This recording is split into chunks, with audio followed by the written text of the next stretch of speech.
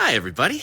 Welcome to the Tablas Creek semi-weekly Instagram live broadcast. I'm super excited for my guest this week. I have MJ Towler, who is the creator and host of the Black Wine Guy Experience podcast. I'm going to be asking MJ to join me in just a couple minutes, but as I always do, while we're waiting for people to join, I wanted to share a few pictures and a little bit about what's going on out here at the winery. So I'm going to start with something cool that I saw on my walk yesterday. So this is one of the big oak trees out at the western edge of the property. And if you look up top, that's an eagle up there. We've been having eagles swooping around the property, bald eagles over our tasting room. We know we have golden eagles nesting out on the kind of southern edge of the property. I thought it was super, super cool. It also gives you a sense of what the weather has been like. You probably noticed the gray clouds behind me. Yesterday was about as sunny as it's been in recent days. We've got another big storm coming. Atmospheric river. It is very green and kind of gray. So share a picture. We got sheep out in the vineyard. They're super happy. This is kind of sheep paradise at this time of year. I got a great shot of the contrast between a block that they had been in on the right, that was where the fence line was, and what it looks like on the left, where they're going to be coming soon. So the grass is growing so fast that as soon as we chew it down, it's off and growing again. Because it has been cool and it has been wet, we're still fairly far behind on our pruning. We're maybe 60% of the way done at a time of year when in other years we would have already been worrying about bud break. We have nothing even close that we can tell this year. But we are getting through trying to make sure that the earlier sprouting varieties are pruned up. This is a look into our Viognier block, as opposed to that was Marsanne in the previous pick. You can see some of the pruning work. We've also been going through and getting rid of some of the cordons that have died and replacing them with new canes. So you can see here where we sawed off a cordon that had been dying back and trained a new cane up from the trunk and trained it along that wire. So this will hopefully become a new cordon this year and going forwards. A couple other things that we're working on. We are about to start on the blending process for the 2022 harvest. This is our harvest chalkboard from last year. We'll have our white blending, which will kick off week after next. I think whites are going to be a little scary because it's so scarce from 22, and then a month later we'll dive into the reds, which are going to be a little less scary. But we're really encouraged by the spot tastings that we've done through the cellar so far, which look really strong. And then lastly, this is wine club shipment time of year.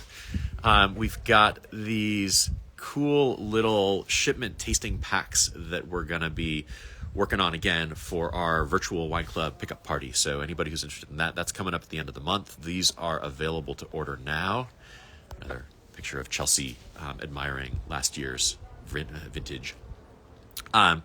So if you do want to join us, it's the last Friday of the month. That's the virtual party. And then, of course, we'll have a live pickup party, too, coming up in April. Okay, it's enough sharing of pictures. I am going to invite MJ to join. And there he is. So hopefully he is seeing this. There we go. You see my desk. There you go. I see his square opening up. Jason, how are you, man? It's so good to see you. So good to see you again. It was really a pleasure meeting you back in January at the DTC Symposium. I enjoyed your segment, but I enjoyed having a meal and sharing some wine with you even more. So thanks so much for having me. Yeah. It is. I forgot who said it, but that's always a buddy of mine. Right? He actually has a brewery, and he was talking about it's not about a bottle of champagne. It's not about it's about you're with people and we're sharing this together. That's what it comes down to.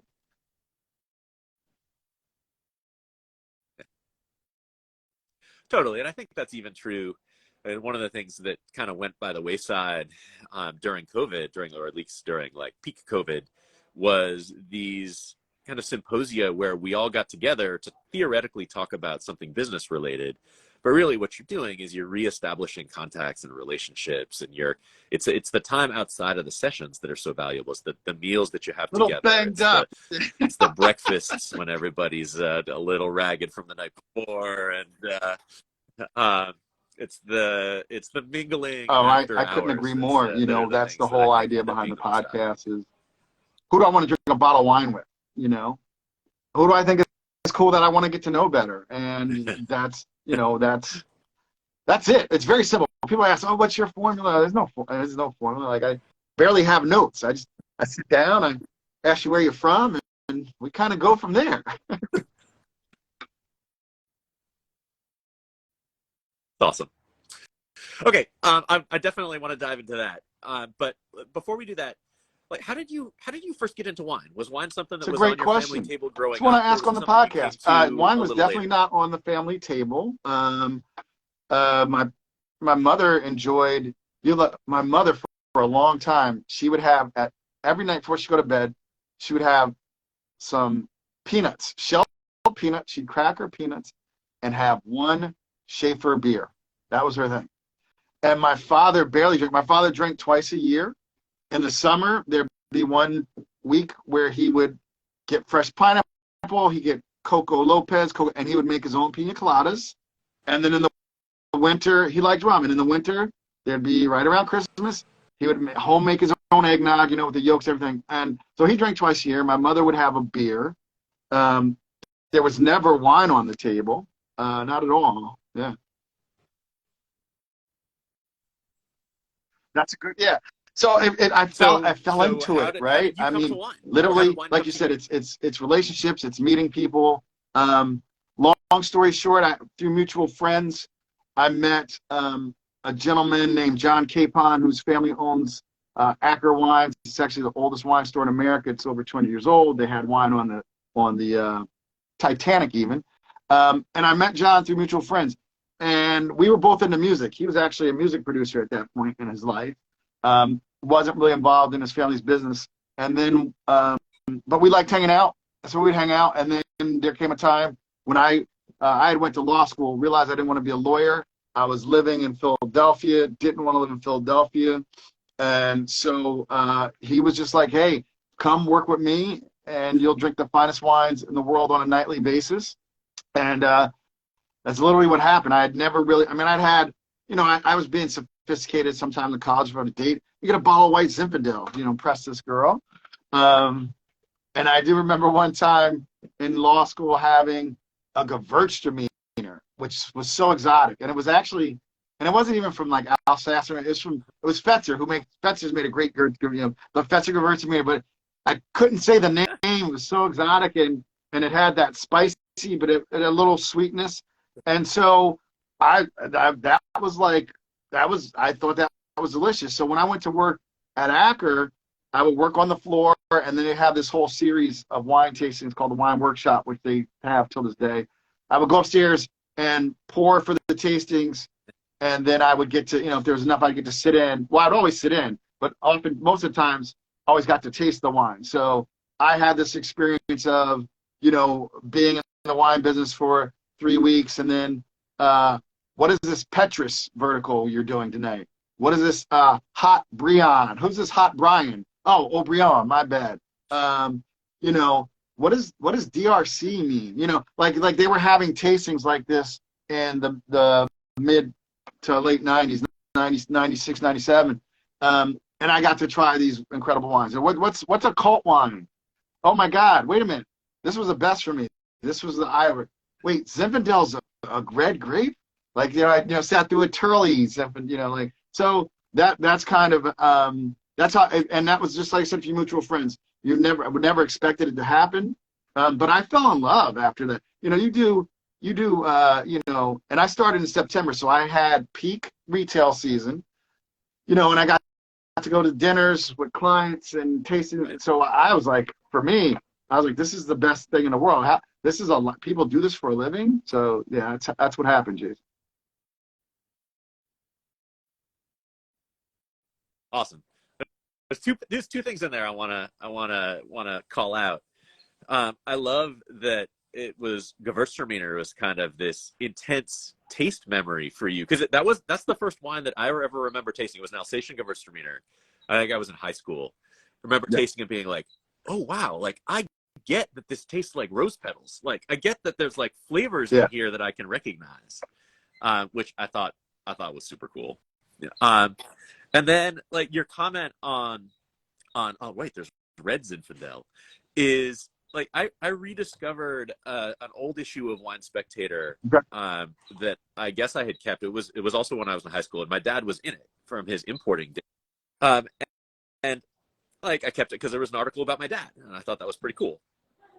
And in that, I rediscovered that issue a couple of years ago, and in it there was an article in Wine Spectator that said, it was titled "The Case for Red Zinfandel," like as though the Wine Spectator, like the leading publication in the world of wine, needed to make the case that this historic classic grape could also be made in red version. I mean, like like we said with Gewürztraminer, I remember like it was a young woman I was dating who bought it. Like she's like, oh, I love this wine, and she kind of, my first taste of it was lychee, because I'd had lychee like at a Chinese restaurant, like in New York City, right? I was like, oh my God, it does taste like a lychee, you know? Wow. Wait, I was like, so I think that planted a seed, literally, like that wine was this conduit for flavors and, you know, and pairing with things. And like you said, I mean, what I've heard about White Zinfandel, you would know better, just because you've been in the business. And although I think, we have mutual friends like say like a Bart Hansen, Dane. So it was like guys who were in Sonoma, guys who were, you know, when Ravenswood was like Joel Peterson Ravenswood, and that was the thing, like these single vineyards, like I literally, like I just have to say it, like, so you know, like during that time, like early night, whenever I'd be around people, say I was out at a club dancing, right, and you'd hear a woman, and she'd be like, "Can I have a glass of Zinfandel?" Right? So black people would like to shorten Zinfandel. Like they didn't want to say white, they would say Zinfandel, right? It sounds sexier too. It sounds more like wine. Can I have a glass of Zinfandel? Right? It does sound more like wine than white Zinfandel, right? So that was always there, but like you know, it wasn't until learning about you know, rosés and things like that. But I was told a story, and you know, please fax this, but this is Michael Capon, who was John's dad. But you know, he made the case that, you know, and Bart alluded to this, white Zinfandel did save the California wine industry for a while, because people weren't drinking wine, right? So they were competing against Lancers rosé and Matus, you know, rosé, and so they created a rosé wine. And actually, to start, it was actually by mistake. It was like someone pressed off the juice too quick. It was a mistake. And the wife took it to like her bridge club, and they had no intention to sell it. She's like, "Oh no, you have to sell this." Like the women at the bridge club loved this, and then it was born, you know. But I think that you said that, like, it's actually now there's been a resurgence. You know, like Turley now does a dry rosé of Zinfandel, and I know Bedrock did one. They insist on calling the Turley. Zinfandel rosé. It has a white cap, white Zinfandel, marketing it right? as white and Zinfandel. I love that, and I think thank God for white Zinfandel, because it did preserve some old vines, because people, you know this, people pulled up a lot of old vines because we're going to make Cabernet, because Cabernet was the most popular, right? So I'm so happy. But yeah, red Zinfandel, I will tell people, one of the great red wines of the world, particularly if you're getting a producer like a Bedrock or a Once and Future or some old, like these wines last 30, 40. These are age-worthy wines, people. So, you know, just think about that.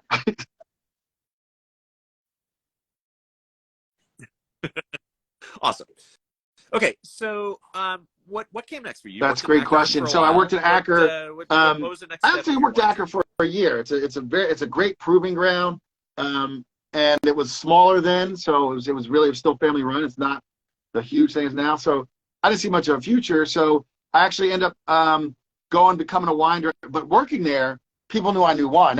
There's certain things, like you're aligned with some people, and that's kind of been, I tell you, that's kind of been my experience because of how I started in the wine. I didn't have the typical experience of a lot of people, women or people of color, because if I worked at Acker, they like you and worked the floor, they knew there was like, your stuff. So that was very fortunate being associated with that store. I became an assistant wine director at a store in Hoboken called Sparrow Wine, which is now been open for years. They have 2 locations. Was the wine buyer for a huge, I want to say maybe 5,000 foot square store. Like, I've been in the business for a year, and somebody let me stock their store with wines. And then what happened when I went there, we made the mistake, or Armando made the mistake of taking me out to California, to the Central Coast Classic up in Abla Beach, Shell Beach. And it was in July of '99. We were in the middle of, we had 12 straight days of 100-degree days. It would fluctuate between 90 and over 100 degrees. Like, I woke up in the morning to go to the airport. It was 91 degrees at 6 o'clock in the morning. We get off the plane in Santa Barbara, and it was 75 degrees. I was like, oh. And then I went out there, and just when you're being in wine country, being around, like, and I knew everybody because I love to learn. I'm a voracious reader. So like I said, I was reading Spectator, I was reading everything. And you're like, oh shit, that's Jim Clinton. Oh my God. You're just like, these are the people. Oh my, and you're just like, wow. So I was like, wow. I was really a fanboy. And I had a friend who I worked with at Acker. He was a graduate at UCSB. He had moved back, and he's the one who invited me out. And like, after I went, he's like, yo, I got a job for you if you want it. So I moved out to California, to Santa Barbara in 1999, October 1999. And then I worked at a place called the Wine Bistro, which was in Montecito. It's no longer there, unfortunately closed. And I was the wine store manager, and it was a bistro. Love California. You have stuff like a wine store connected to a restaurant. We don't have that here. And so, like, Thursday, Friday, and Saturday nights, I would be the somm on the floor. And this was before, there's wine education, but it was like, are you good with people? Are you hospitable? Do you know wine? And so, so I was a somm and a wine store manager in Santa Barbara. That was really the next big step. Yeah. And then you ended up back in New York. And you had, at that point, you sort of migrated from retail actually, mostly I want to put a little right? Caveat, not a caveat, but an addendum to that story. And so when I was the buyer somm at the Wine Bistro, we had the legendary Henry Wine Company rep, Antonio. And so it was in 2000, Antonio, invited me to a tour and a luncheon of Tablas Creek in 2000. And I actually got to meet your father, Robert Haas, who is, most people want to know who he is. I would think, but for those, his father was a legendary importer, Burgundy, just, Rhone, just legendary. Got to meet your dad and had Cassoulet there and had what is, in my mind, is the best wine you make, the Counoise. So that was an experience I had. So kind of what happened after that, I did a little consulting. I worked with early online auction house that went out of business. Did a little consulting, but I really got away from wine around, I'd say, 03. I kind of got I left wine and started doing things. I graduated from law school, so I went to work at a business that was in the legal field as a sales manager, did that for a while. And then I kind of did a lot of different things. But I kind of really left wine around 02, 03, and then did other things. Jason, I was a personal trainer and kickboxing instructor. I worked with best-selling author Jack Canfield, Chicken Soup for the Soul, Success Principles, did a lot of personal development stuff. Was going to be a life coach for a while, but then fell into the nonprofit world around 2012 and was doing that until 2021. Yeah. Yeah. Amazing. So then, okay, then you got pandemic. that hit. Um, what brought you to the idea of going to doing a podcast on wine? Like, had that something you were thinking about for a while, or was that man, I am so tired of the inside of my own Yeah. apartment. So that What do I do? actually the podcast idea. Like I said, I love to read. I have a beginner's mind. So I was interested in podcasts since like '02. When they really kind of first came on the scene. Yeah, I mean, yeah, they weren't. They weren't. Before, they weren't well known. As a medium. And I remember I listened to one of the MTV VJs had started one, and he was talking about, and I was like, oh, this is kind of cool. But it was just there, right? And so, like I said, I was like kind of like in this life coaching world, personal development, and so originally I was going to do a podcast around that, right? Because I really was fascinated by why certain people were successful, why people seem to be more motivated and actually. And so like 2014, 2015, my wife bought me like the best microphone, like a Shure. I think it's Shure FM59. It's like the most I can't know, but it's like the microphone that Paul McCartney uses. And then she bought me like this really nice field recorder and didn't do anything. like from 2002, getting equipment in 2015. So what really kind of happened was, let's back up to 2017. Like, I'm heavy in the nonprofit world. I'm still doing a lot of motivational stuff, but with kids. So I had my own personal Instagram with my full name. MJ's a nickname. It is, that my mother gave me. It's based on my initials, so people know it actually. But so I had my regular Instagram and putting stuff about kids staying in school, great motivation stuff. And I went to a friend's restaurant. He has a restaurant in Western Mass, and I knew this. I knew it, but it wasn't clicking. He was like, "Oh, there's dude, you know about there's a whole wine community on Instagram, right?" So I'm like, "Oh yeah." I'm like, "Well, that makes sense because like I'm following all these authors and motivational people. Like, of course people follow wine."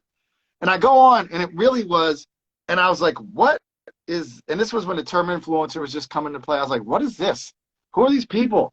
What? Like they're holding up bottles of supermarket wine. What is this?" Right? And so I started Black Wine Guy as satire of influencer culture, right? And for the first, I didn't show my face on that account for like after 2 years. Like, I was just holding up bottles, and then I would write. Sometimes I would just hold up bottles. Sometimes, and I got known for writing tasting notes where I incorporated music into the lyrics. Like, I would start every review with some type of song, and I love music, so it could be hip hop, but it might be classic rock, and it could be there was something, like if there was a song Tablas Creek, I might do that, but like it could be one word on the label, and my mind would go, yeah, use that song, right? And then also with my reviews, I kind of eschewed typical wine language. I just talk like a kid from New Jersey, just talk like a black kid from New Jersey, and so I use expletives. I use things that I think everybody except that weird kid whose parents sent them to school with granola and Sprouts had, Pop-Tarts, Now and Laters, Charlie, whatever came, Bubble Yum gum. And so it's, some people kind of resonate with people because I was refreshing and fun and light with it. So the podcast really came from, I was like, I'd been wanting to do it. And I tell people it was when it was actually the George Floyd incident where, people wrote letters and where people began speaking out on what they felt was inequity in the wine business. And so, all of a sudden people started following me, Black Wine Guy, right? Like, I didn't know, right?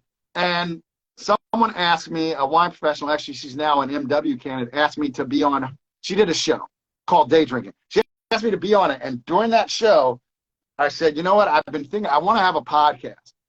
A friend of hers who is a food, travel, lifestyle producer, had been for TV, was on that, saw me, and like she said, her producer hat went off. She's like, this guy has some. So she sent me a DM saying, hey, I heard you want to start a podcast. Maybe I can help.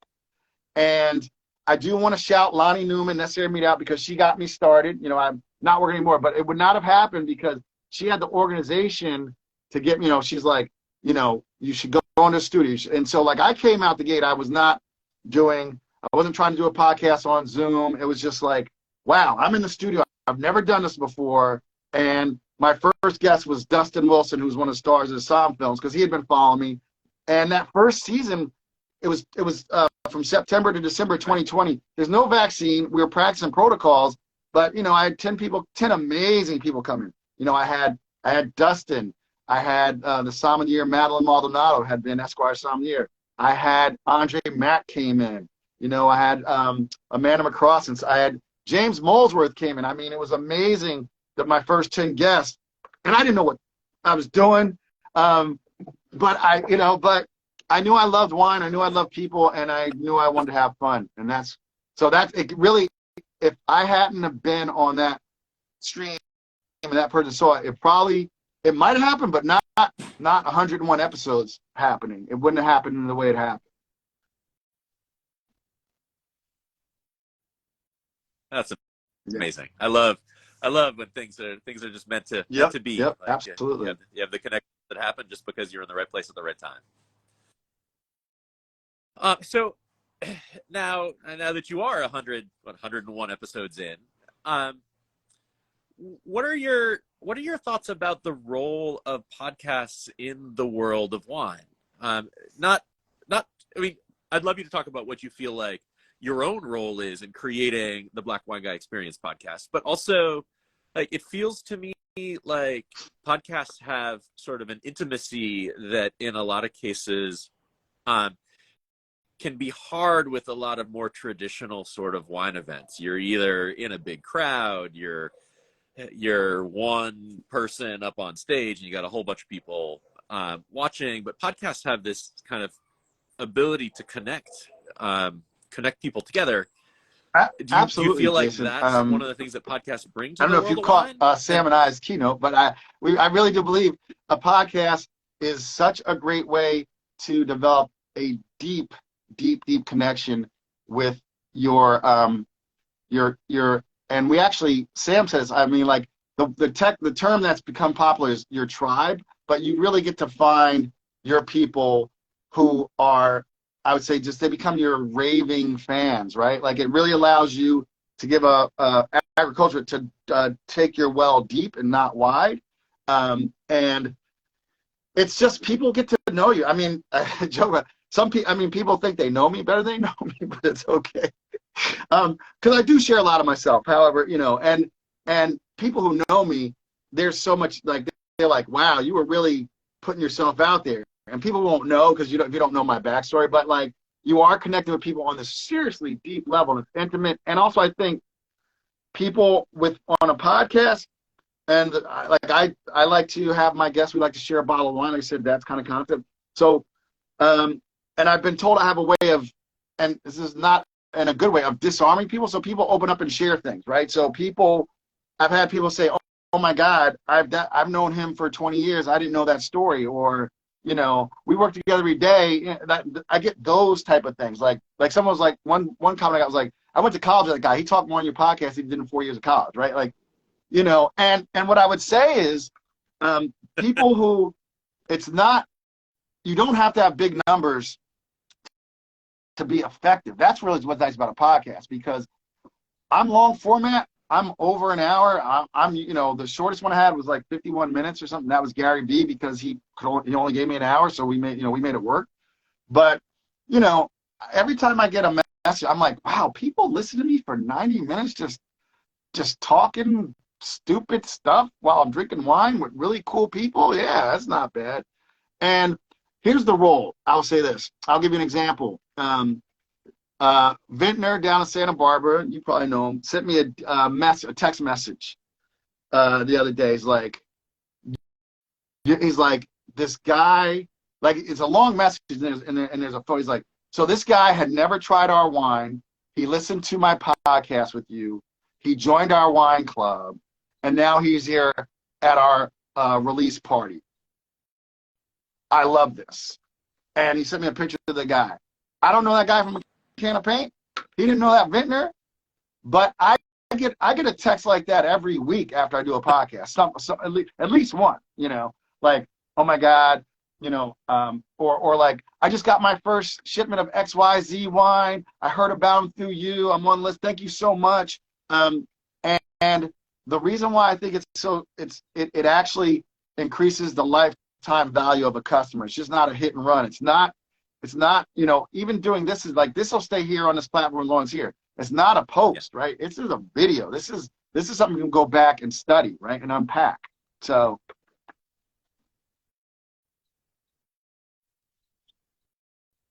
Yeah, and I love the durability of podcasts. The fact that it isn't like a social media post, which sort of comes and like a week later, like you got to hunt for it. And people do go back and listen to whole series. I do that when I listen to podcasts. And I think, you have to do it right. You have to be good at it. One of the things that I love in the episodes of yours that I've listened to is like, you're a terrific interviewer. Like I think that's why people open up, is that like you ask questions that people want to answer. And I think like just listening to the conversations, it always feels like a conversation that develops naturally. Yeah. It doesn't feel like you're reading from a list of questions that you have like pre-programmed in. It's like we're hanging out in the room with Thank you. Yeah, and your guest. I want to say that's a powerful thing. It's a lot of different things. I majored in communication as an undergrad because I wasn't afraid of public speaking, so it was easy. It was easy. Like, it was easy, right? But then, like, just growing up, I tell people, my mother was very religious, so she had me reading the Bible in front of people when I was younger, doing different things where I didn't have fear of public speaking. However, I think when I was in that life coach, personal development, that's all, like a good coach listens. And so I learned how to listen. And so, like, I have some of the funniest notes, like literally, this is like, my notes will be like 4 bullet points, right?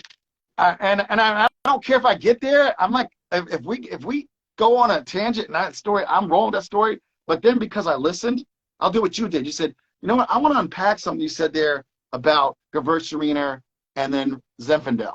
See, I do that all the time. Like, I do that all the time. I'll go back to something we talked about 20 minutes ago because I don't want to cut my guest off, and I have to bookmark because I'm like, no, there's going to be a deeper story there. And when I do that, there's always like, oh yeah, well, that was the time when, I met Arnold Schwarzenegger. I'm like, what? How'd you leave that out? Like, or whatever, So. Cool. So are there guests that you've had? You've had some awfully big name guests. Are there guests that you had that you were like, I can't believe they said yes. Like, I can't believe that I got them. It's funny. Where they're like, it's more guests that you're like, man, the I got people them. who haven't come on yet that upsets me. Right? Like, I reached out to some people like, oh, I'm super busy. I'm like, dude, you're not that interesting. But yeah, the huge guests. Like, I think the first big guest, guest. Andre Mack was great, but I think as I was beginning to expand myself, Eric Asimov came on very early. He's a wine writer from New York Times. He's Isaac Asimov's nephew. This is like his sister ran like the San Francisco. This is a serious family of writers. So after that interview, I remember driving home and almost tearing up because my mother passed away. I was like, wow. I was like, Mom, you just sat down with the wine writer from the New York Times, and walked away, and he was like, that was fun. Like, that was the thing. It wasn't like, but then I'd worked on Gary V, love him or hate him, really did a lot for e-commerce and wine, and now he's away from it. But I think I called that podcast $150,000 podcast because that's what he charges for an hour's time for a keynote. And that took months. And, you know, I thought that wasn't going to happen. JJ Redick was now the NBA analyst, Duke star, sharpshooter. He was easy. I was like, hey, man, want to come to play? He's like, yeah. But then he canceled. I was like, oh, he's not going to come on. But then, like, you know, I've had Isaiah Thomas I just dropped that one. He was gracious. So, yeah, I mean, I have some bucket list people. I mean, I would love to have Barack Obama on just for the reason that I do this thing in the warm-up where I ask people, like, who would you most like to have a bottle of wine with? And, like, at one point, it was like 70% of people who were my guests had wanted to have a glass and share wine with him, right? And I know he does drink a little wine, so that'd be amazing. And just his story, being the first black person to ever be the president of the United States would be amazing.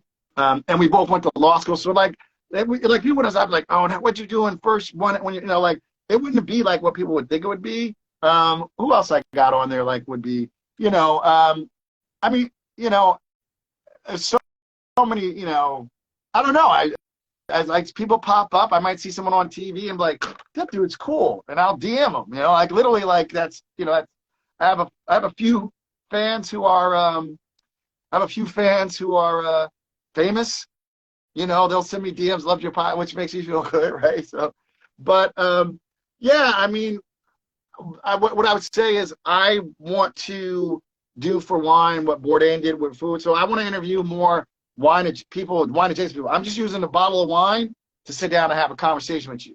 So yeah, there's lots of people. I don't know who's going to emerge, but yeah, I mean, Asimov was like the big score when I kind of felt like, yeah, you could do this, you know. But then, like, I mean, I've had MWs, and you know, every guest is different, but they're great. Yep.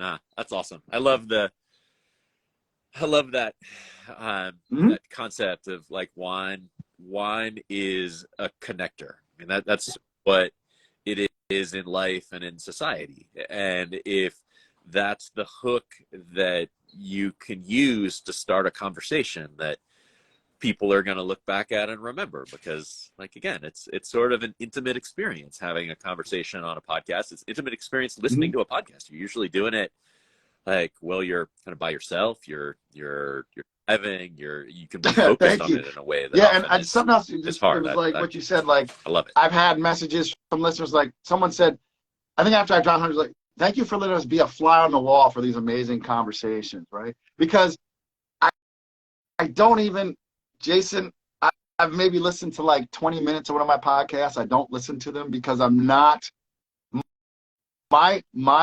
how I improve is by doing is interviewing and being interviewed. I'm not going back to pick apart where, oh, I made a mistake, because I say, if I was sitting down drinking wine with somebody, I don't go home and analyze, I should have asked this question or that question, right? So I never want to become formulaic, you know.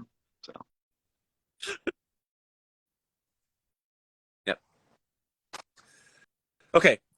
Well, I know, and I know you're like, I'm like, we're over. I'm like, sorry, Jason, I talk a lot. Literally.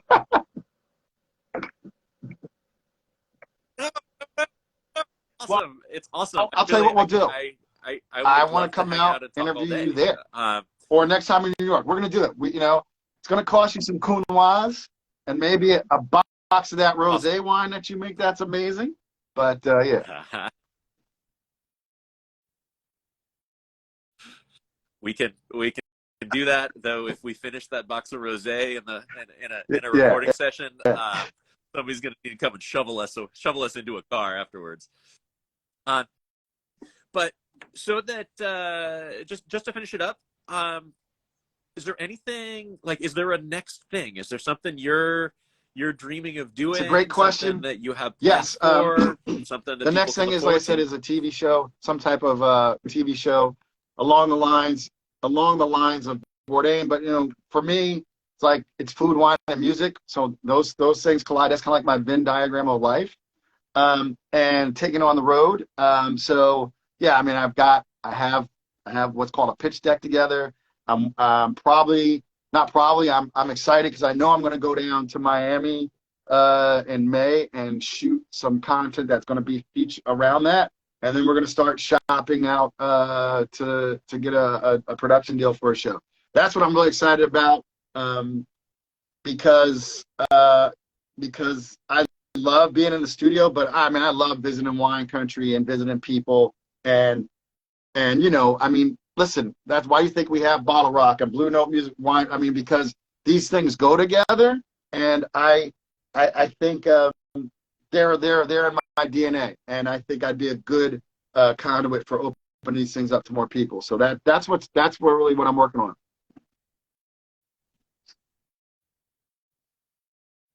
Oh man, that's exciting because you're totally right. That's something where I think your skills would shine, but Yeah. it's also something I think the wine world has been waiting for. Wine has not really translated to TV in any lasting way. And you think of how well food has done it. Yeah. Thanks, man. Like what an opportunity. I can't wait. Cool. Meanwhile, if people wanna keep track on what you're doing, obviously they should follow you. Absolutely. Here on Instagram. Just go to my website, blackwineguy.com. Can keep up on your work. You can get on my mailing list. That's the greatest thing, because as things shift, I'll be I need to be emailing you guys more, but it's been so busy just because this season I've had to do everything myself. But yeah, blackwineguy.com, and then also go to your favorite podcast platform and hit the follow button, right? Unfortunately, I'm in a game where the number of downloads, so listen, they just automatically get download and just catch up. So yeah. So go to your favorite platform, look for the Black Wine Guy Experience, or just go to blackwineguy.com. Awesome. Excellent. MJ, it's been a pleasure. I look forward to seeing Thank you so much for having me, Jason. I appreciate you. Like I said, it's wonderful to have met you, and I'm glad we're getting to know each other better, man. We were fast friends after that dinner, but I'm so excited.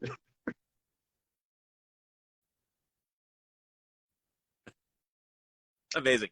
Cool. Okay. Awesome. Thanks for joining. Tablas Creek viewers, if you want to join me, my next one of these is in 2 weeks. I'll have Steve Gross, who is the vice president of the California Wine Institute. He's the guy who basically opens up states so that you can order wine from California wineries.